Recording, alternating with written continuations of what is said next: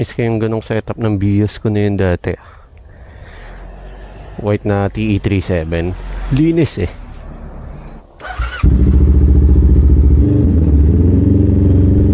Punta ako ngayon sa amin sa Pandakan. Doon ako lumaki eh. Pag Sunday may ano kami doon, parang schedule ng basketball, makikilalaro. Mga kababata at saka mga bagong taga ron. Simula kasi lumipat ako dito sa Las Piñas, wala ako masyadong tropa dito eh. So kapag may gusto kong makilaro ng basketball, kailangan ko pa dumayo doon. Tama nga na lang, for the sake na exercise lang ba, once a week. Investment din yung ano eh, health eh. Biglang makulimlim pa, bad trip pa. Ito na ako daan sa ilalim, mahirap abutan ng ulan sa skyway sa ibabaw, walang bubong. Sana hindi bumuhos, tangin na bad trip naman. Feel ko pa naman mag skyway ngayon, puta. Uy puta, dilim. Pila agad mga boys dito ah, wala pa rin kaya RFID. Kukulit nyo ah.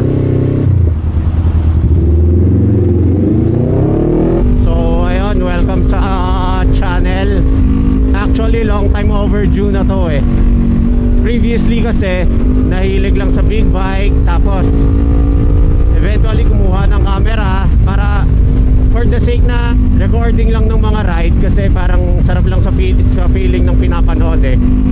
Hanggang sa sooner and later na-enjoy ko yung process ng editing and stuff for my consumption purposes. So ayun, tapos parang one time nag-post ako out of nowhere ng story sa Facebook page ko, personal Facebook page. Eto,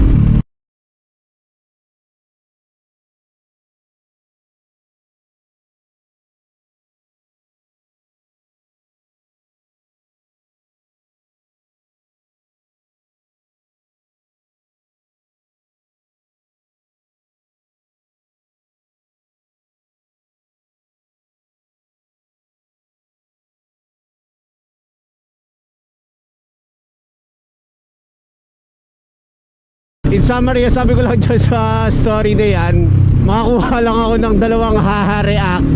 I-go ko na gumawa ng ng channel. Tapos, so iniisip ko, alam yan, yung mga, kasi hindi naman lahat ng kaibigan ko motorcycle enthusiast eh. So, parang ine-expect ko, mga pag naka 10, masaya na ako eh. Tapos, hindi ko ine-expect na marami magre-react na. Alam mo yun, kahit hindi mga motorcycle heads interested, enthusiastic sila sa support. So wala lang, parang nakakataba lang ng puso. So kung sino pa yung mga nag-aha dyan, kilala nyo kung sino kayo, and I appreciate you. Simula nun, practice, gawa ng video content.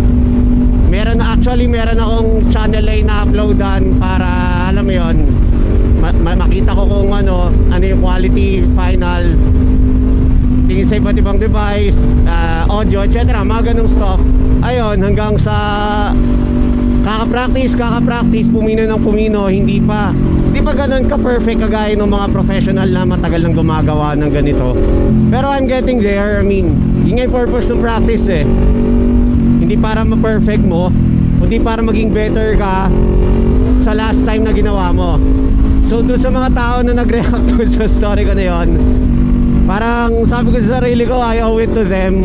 Kasi nga, grabe, parang naintindihan ko yung feeling ng mga yung mga ibang established na content creator na parang naintindihan ko yung feeling nila nung naka-reach sila ng certain amount of followers, etc. Pero para sa akin yung konting true friends na yan, parang tangina, iba yung feeling na okay, may mga sumusuporta pa rin sa akin kahit gaano kayo karami. Nakataba ng puso. So ayun, sabi ko I owe it to them. So kaya dito tayo ngayon.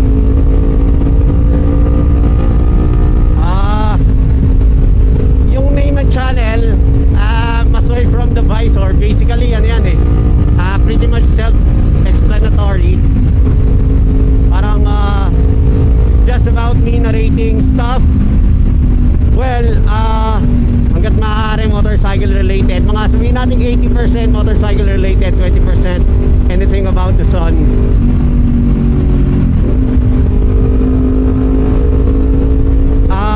Parang na-rating through my point of view inside of my helmet.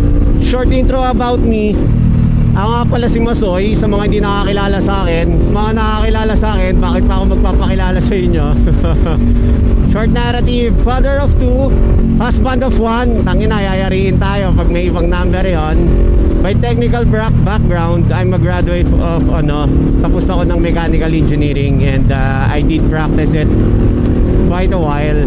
Tapos aside from the previous reasons na nabanggit ko prior, parang from there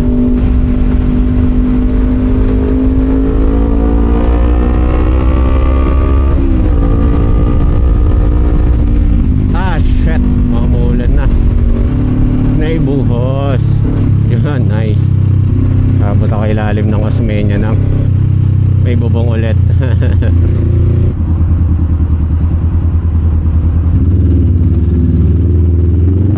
Aside from the previous reasons na nabanggit ko bakit ako nag-put up ng channel, well, first and foremost, the reason behind is wala lang, nag-enjoy lang akong mag-edit, gumawa ng mga videos.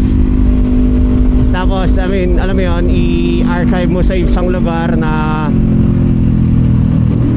pwede kong balik-balikan anytime na, alam mo yun, tangina, ito pala ako dati, no? Yung mga ganung bagay lang. Tapos makikita mo yung progress mo, development, I mean, skill-wise, skill in terms of riding, content creation, the whole package, alam mo yun, parang ang sarap lang balik-balikan, di ba? Tapos, alam mo yun, parang kung magustuhan ng iba, thank you. Kung hindi, okay lang, kanya-kanya namang cup of coffee yan eh. Di naman lahat gusto ng black, di lahat gusto ng strong, di lahat gusto ng matamis. Sabi ko nga kanina, ginagawa ko to for my self-consumption. Plus na lang yung kung may mga maka-appreciate, plus factor na yun na lang. Tapos isa pa, parang ayun nga, mabalik tayo doon sa pinost ko na story sa Facebook page ko. Parang doon ko na-realize na marami akong mga kaibigan na wala pagkabata, tapos lahat kami naging adult na. Tapos parang sa mga kaedaran ko, lalo na sa mga nag-i-start ng family, nababawasan na yung time nyo sa isa't isa bilang magkakaibigan, kasi you have to set your priorities na kumakain ng oras mo, and it's alright kasi normal lang naman yun eh. Tapos nung pinost ko nga yung yung story ko na yun, yung mga kaibigan ko na actually mayroon pa nga mga hindi ko ka-close talaga na mga 1 to 2 times ko lang na-meet in real life, na nag-express ng parang feeling ko, naramdaman ko yung expression ng support nila. Parang sabi ko sa sarili ko, okay rin pala na platform to, parang to reach them na, hoy mga pre, di ba? Mga kaibigan ko nasa US na, mga seaman, mga nagbabarko, nasa Europe, nasa Singapore, parang isa to sa way, parang reaching out to them na, tangin na mga pre, kamusta? Ganung bagay ba? Parang minsan pag may nakikita sila, tangin na Soy, okay yung mga ganito mo. Parang in a way, nagkakaroon uli kami ng paraan para makakonect. So sa ganung medium, parang naramdaman ko na tangin na kahit mga more than a decade na kaming hindi nagkikita, parang feeling ko kahapon lang magkasama kami. Tapos sabi ko sa sarili ko, parang gusto kong i-replicate yung feeling na yon palagi. Alam mo lang yun, parang catch up lang ba? Hindi naman natin kailangan physically na magkita para makapagkwentuhan, pero parang yung nakita niya lang yung ano na nangyayari sa akin. Tapos through that interaction, parang feeling ko nagkasama na rin kami. So parang ang sarap lang sa feeling. So yun talaga yung reason bakit I decided na mag-put up na ng channel. I mean, it's for them talaga. Tapos kung magkakaroon tayo ng mga kaibigan outside the current circle of friends ko, why not, di ba? Tangina, plus factor na yun. Dami pa ring truck kahit Sunday, oh. Natiyo na yung mga patak ng Ambon kanina. Pag nagmamotor ka, kaya lalo na yung mga malalaking travel na ginagin namin, malalaking travel, I mean intercity na biyahe. Kasi yung ulan, di naman buong tatlong city like Las Piñas, Parañaque, Manila na muulan na simultaneous. Unless may bagyo. Pero di naman ganun eh. So kung normal rain, ano lang, precipitation lang, parang isang part lang yan eh. Oo, maulan na ka. Tapos after ilang minutos sa bilis ang andar mo, maya maya tuyo ka na ulit eh. Yay! Buong pamilya pala yun.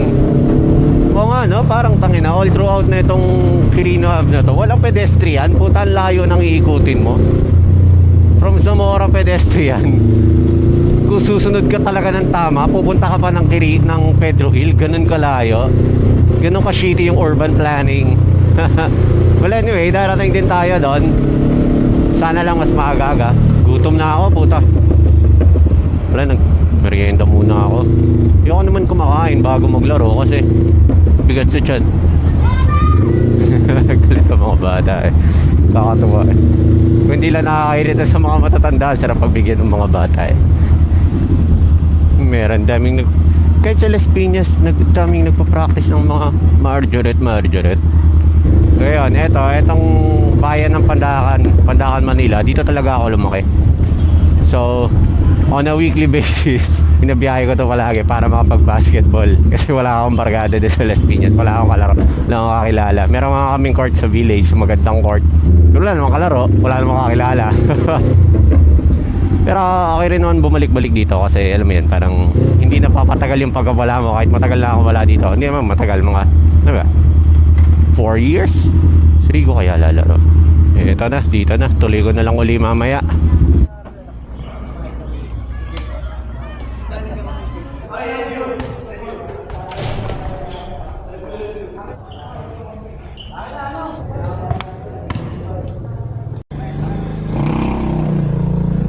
Tapos na yung laro. Nice game. Uwian na.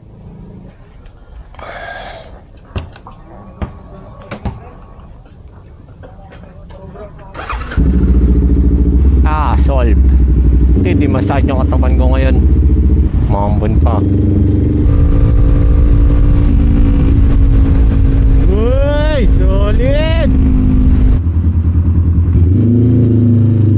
Sa'yo na umabot sa dulo ng episode na to, maraming salamat. Sigurado sa susunod marami akong interesting topics na pag-uusapan na naka-line up na. But for now, tamang lang, get to know lang muna tayo. Kumbaga sa first date, kilalanan lang muna. See you ulit sa susunod. Maraming salamat ulit.